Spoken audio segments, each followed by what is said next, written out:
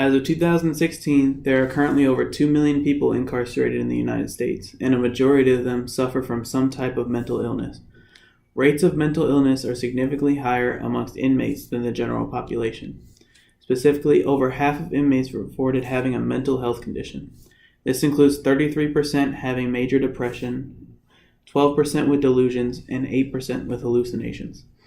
These conditions can cause serious issues within the prison for themselves and others.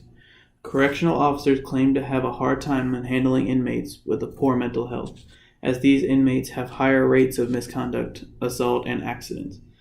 These problems can also lead to poor post-release outcomes, such as low employment, higher criminal involvement, and high chances of reoffending.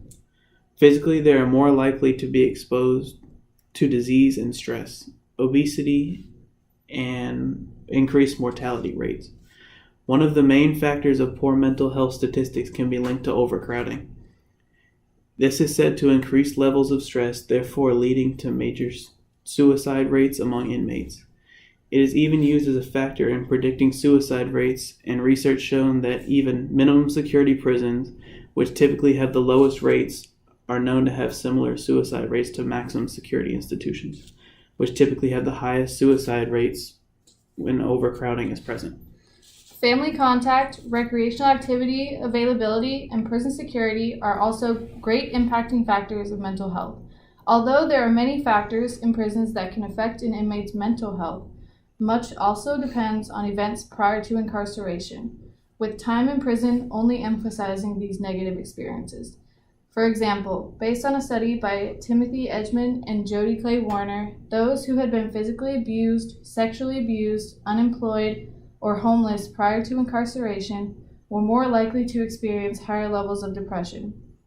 Within prison, high levels of depression were linked to solitary isolation, long distance from home residence, high instances of punishment for rule infractions, and those in medium to supermax facilities.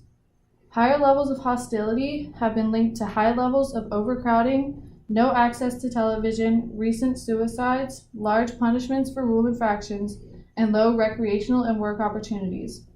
Overall, there are many instances of chances to positively impact inmates' mental health, which changes in place, inmates would show better mental health, prisons would run more smoothly, and inmates would have greater chances of reintegrating into society, with lower chances of reoffending. Incarceration may not always be the best option either, and mental health facilities may be more ideal. A greater focus on the causes of inmates' mental health concerns could also improve prisons in the future, as well as the inmates' post-release condition.